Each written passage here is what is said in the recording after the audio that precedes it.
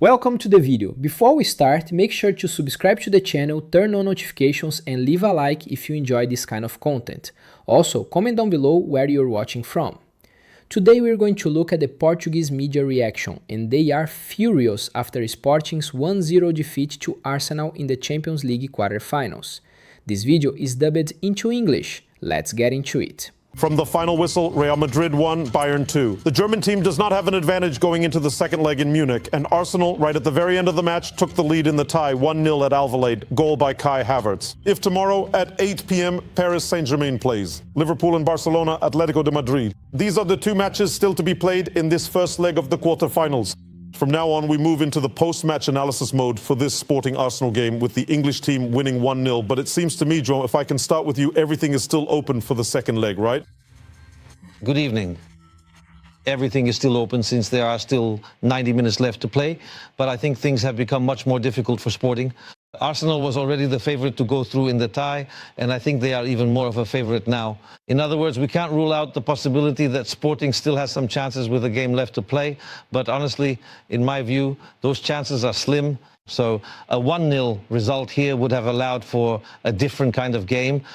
Sporting in London will not only have to defend, but will also have to attack. They'll have to think about winning. So from the start, they'll have to risk everything. Therefore, the game will become even more dangerous. It's a team with great players. Today, they practically played with 10 without any wild cards, right? No jokers used. Completely shut down by Diomande. But even so, it's a great team. And I think Sporting's chances have drastically decreased after a match that, despite everything, was statistically very balanced. In terms of ball possession, Arsenal had a bit more. Sporting had one or two more shots. It was very balanced. But this goal, I think it changes the tie and makes it much more difficult for Sporting. All right, very well. This is Canal 11 Football Total, always here, as you know. And in a moment, we'll have more. Rui Borges as well, live at the press conference. Candido, they were superior. Was Arsenal superior to Sporting or not? Were they? Good evening. Not to the point of deserving to win this game. I think that before we start making predictions here, it's important to look at what Sporting managed to do tonight. They competed face-to-face with Arsenal. They had their chances, almost scored right at the start with a superb pass from Diomande, putting Maxi through on goal. They could have practically started the game winning. That could have changed things a little bit, but only slightly. Anyway, those balls that hit the post or go in, so it stays right there but a lot of competence, therefore. Surely they also didn't deserve to win the game. But that's how it is, because Arsenal as well, the team they showed here, and maybe had more here, if we look at it even exactly, they probably have better numbers. But the game played, and we all watched the same game. So Sporting lost this match, but didn't deserve to lose, and so Arsenal is lucky. They also celebrated showing what had just happened, so they worked for it as well. We already know Arsenal's capabilities, but Sporting played with a lot of character. In fact, I said it here yesterday when I was sitting right here. One of the characteristics of Sporting's team is that they don't always do everything right. They don't always win, as was the case today. But for some years now, this team has become very competitive, very competent, very combative, and very spirited. They feel everything in the game. They're committed to the match. So it's never easy to beat Sporting, no matter which team it is. And I think that besides that, they were competent, prepared the game well, always tried. And at a certain point, you could sense that they directed their play to the flanks, to have that ability as well. After creating imbalance and being able to make their chances, they managed to do so many times. A lot of energy in midfield with, help me out, the young player who later came off. To be substituted. João Simões with a lot of energy. Mauricio is managing at least to play the role of Yulman and Banho, at least when it comes to territorial control. And the awareness of when it's necessary to press and when it's not. He managed to fulfill that role. And Simões, with surprising energy, he's also a young player, but he was everywhere. He even pressed the goalkeeper at one point. I don't know if that was the right move. I don't know if that's what he was asked to do, but then he had the ability to immediately drop back into the center, which was vitally important for the game, because then with Arsenal, when they won the ball, they had the ability to find space between the lines. They also had a lot of difficulty because Sporting is strong, playing through the middle, and today they also didn't allow the ball to get through very often because the quality is superb. But when they turned, they already had opponents on them, so Arsenal was never allowed to play comfortably facing Sporting's defensive line. And I think that was the secret to Sporting having such a great game. I'll finish by saying this. In fact, Sporting didn't deserve to lose this game. And then the more objective analysis that João gives, I agree with it, which is It gets harder, of course it does. Everything is more difficult now. We'll be back in a moment. Busas is going to analyze some important points from the match, but he'll also start with the goal that decided the whole match. The goal came in the final moments, so we'll also show it to Busas. And with your help, try to understand what happened or what went on in that play, which ended up having a big impact here. Helder, could Sporting have done something different in the game, or were they competent and that's it? Was there a lapse in concentration, or was it just great merit from Arsenal? We'll analyze that in a moment as well. Yes, first of all, good evening. I think they were very competent in what they did. There are always things that can be changed, and we'll see, for example, with the goal, it was one of the mistakes where Sporting ended up giving these players a bit too much space. And at this level, those chances end up being taken advantage of. I think there was a phase in the first half when Sporting tried several times to break out quickly on the counter-attack, lost some balls, and ended up giving possession to Arsenal in the first half. That made things a bit easier for Arsenal's game and what they wanted, which was to have the ball. But it was a very organized Sporting side from the start of the game. They were very balanced. At times we saw that Sporting tried those through passes inside, sometimes failed, but the team was always very well balanced. And so I think, as Candido said, they played them head to head. It ends up being a match defined by this goal, and that's what ultimately makes the difference. But in terms of statistics, shots on target, it was very similar. Total number of shots was also very similar. Ball possession slightly in favor of Arsenal, very few chances, which shows that both teams really played a lot in midfield, but without actually creating great goal opportunities. And it ends up being decided in this play. The bad thing is that Sporting ends up for losing this game. I think that if they had gone to England with a draw, it would have been very different. It allows Arsenal to approach this game in a different way as well, not exposing themselves as much and not taking big risks. And that ends up working in Sporting's favor. But I think that despite the percentages and all of us here saying that Arsenal are the favorites and have the tie in their favor, I don't think it's unreasonable to say that Sporting can go there, score a goal, and end up opening up this tie again. Carlos, this is yet another example, picking up on what the candidate also said, that this Sporting team is able to compete, and we often say that. But after all, what do Portuguese teams go on to do in these stages of the Champions League? Are they going to compete? What Sporting did today is a good example. Despite the tension, they leave defeated and therefore at a disadvantage. Moral victories, as the saying goes, don't count, right? Good evening, everyone. Well, I think it's abundantly clear that we have 4 teams that can go head-to-head with anyone. I think that has been consistently proven. In recent years, and even in the previous decade, we saw this with the presence of 4 different teams between 2005 and 2014. We had 4 different teams in European finals, but currently we have 4 teams who have proven that they can compete with anyone. They might lose, but they can also do, for example, what Sporting did in the Champions League, where in the first stage they won all 5 games. They only lost today, right? All 5 home games. And one of their opponents was the European champion, for example. So this demonstrates the competitiveness of these 4 teams. It would be good if this were the case. The mirror, the reflection of what the domestic competition is, but it's not. It's not, but it's not that either. In the Netherlands, but not, it's the same scenario there too.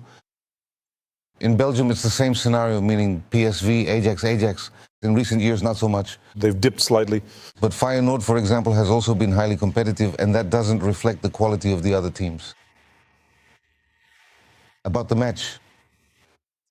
I think Sporting prepared for the match very well. That's the first point I wanted to highlight. They read Arsenal's strength in the middle of the pitch very well. And as the candidate mentioned earlier, they wanted the game to unfold much more along the wings, with heavy congestion in the central area. And paradoxical as it may seem, I think today what Sporting was missing for the type of game they envisioned was Guyot Caras. Why? Because if Luis Suarez has been lethal in the way this Sporting plays, today this game, played further from the opponent's goal, called for someone with the ability to carry the ball forward and gain ground. If maybe Suarez at Arsenal and Jokers today at Sporting, if they had switched today, maybe it would have worked out better, right? That was exactly my point. I'm not sure if they're just joking, but it really does make sense. I'm not joking, actually. If they were joking, I wouldn't have thought of it. They joked around, they're making a caricature of the moment, but... No, I mean the characteristics. But it's true. Luis Suarez had a lot of difficulties in the game. I think that's clear. He wasn't in his element. Right? Isn't it? He's not the kind of player to thrive on a deserted island. He needs his friends around him, close by, to talk, to pass the ball, to talk about family. And in the meantime, he scores a few goals. Guyoka is an only child. He's fine on his own. He doesn't need to talk to a lot of people to be happy. And he goes about his business when he can and then celebrates. Today, both of them were out of their element. I remember a Sporting game, the match against City. It's kind of like that image. Sporting won quite convincingly, I remember, afterwards. At the time, Ruben Amorim even said, let's be careful, let's look at this coldly. And City had control, had plenty of chances to score, but there it is, there was space. And as you were saying, was taken advantage of. Pedro, before you go over there to analyze the goal to start with, did you really miss Yulman today? Actually, no. I think he's a player you always miss, but Sporting does. He can skip the second leg and stay benched. He should play. Second leg? I would say it's better to play. I would say it's better to play. But the truth is, I don't know what's going on with my Bolinho, but you need to have a talk with mine. But I wouldn't say it was because of Yulman's absence that Sporting wasn't better. In fact, I think the result is unfair. Although Arsenal had more possession, Sporting had more shots. At least they had more big chances. According to the website SofaScore, it counts 2 big chances for Sporting and 1 for Arsenal. I actually count 3. I count the shot that hit the bar. I count this header from Katam, which we've already shown several times. And now this last one that's not here, which is that shot that Ray then follows up on. Or, in other words, it seems to me that Sporting could very well have gotten a different result, whether a draw or, with a bit of luck, even a win. And they didn't have Yulman. Even so, both of Sporting's midfielders played very well. I think they did well throughout the whole game. Now, it's obvious that Yulman, especially if you want to bring on Antonio, is really missed when playing away. I actually think he's even more important. He's always needed, but away from home, he's missed even more. But this is just to say that Sporting's 2 midfielders did a really good job. In fact, I think that individually, all of Sporting's players performed at a good level. I can't say that there was anyone who didn't. There's that moment in the goal, and we'll look at that in a moment. Do you want to show it now? We already have the goal. Do you want to show it now? There are 2 mistakes. See if everything is ready. In my opinion, there are 2 individual mistakes there.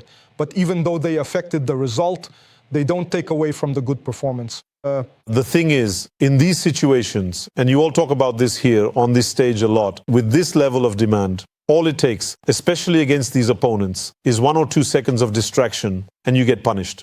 João mentioned the issue with Gyökeres and Diomande. That was further proof, João. And since he makes this pass here, he deserves all the spotlight. So it's another statement of Diomande's high-level performance. One more if it was even needed. It's no coincidence that he appears throughout the whole season, linked to the interest of many clubs. He's a great centre-back. For me, he's the best centre-back in the Portuguese league. If I had to pick a pair, it would be him and Kiver. He's a great centre-back. Now, let's go to the plan. And in this match, he was very important, especially because of his physicality. It's a team that, as we know, on set pieces, Arsenal is extremely strong, and he did very well. And then in the duel with Ruben Amorim, he even said at the time that used to spark things up during Almonde's training sessions. He went through a period of decline, which had a lot to do with Ramadan, but he also wasn't in good shape after coming back from the Africa Cup, but he recovered.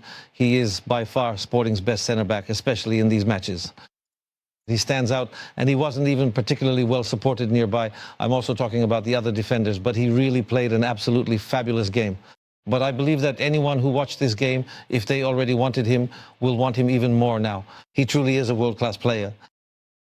The other centre-back, Gonçalo Inácio, at halftime, he had missed, I can't remember if it was out of 9 passes, but he had missed a lot of passes. Although, to be fair, he does take a lot of risks. But the game wasn't easy for him because Madueke didn't just give Max trouble. He also showed up a lot in his area. And so the coordinated pressing from Arsenal was always very well executed in the first half. And that's why he missed so many passes. His recent games haven't exactly been, let's say, favourable for him. He's been a bit below par, not just at the club either. I don't have to like him, but he's a better player than what we've seen.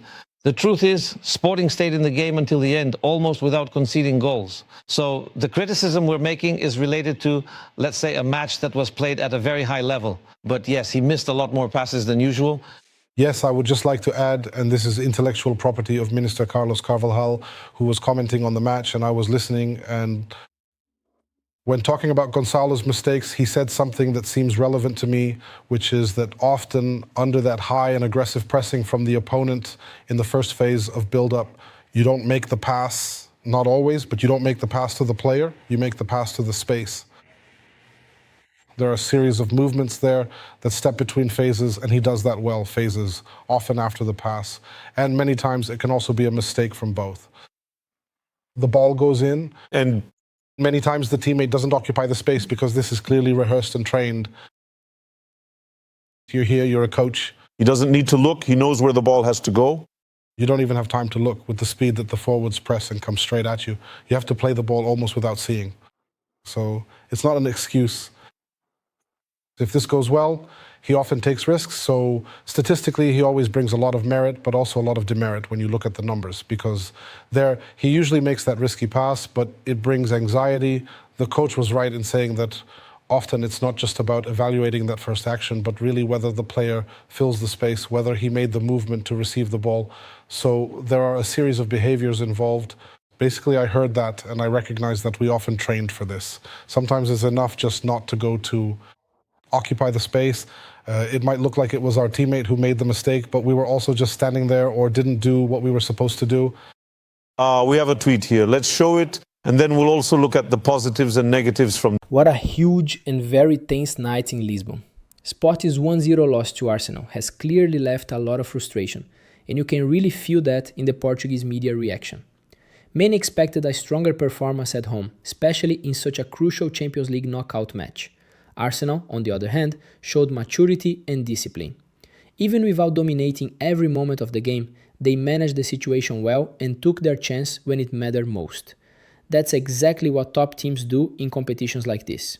For Sporting, the criticism is understandable. In games of this level, small details decide everything, and missing opportunities or lacking efficiency can cost you dearly. Now the big question is, can Sporting turn this around in the second leg? Was Arsenal's win deserved? Do you agree with the Portuguese media criticism? Let me know your thoughts in the comments, and don't forget to tell me where you're watching from. If you enjoy media reactions, match analysis and Champions League content, make sure to leave a like, turn on notifications, subscribe to the channel. Thanks for watching and see you in the next video.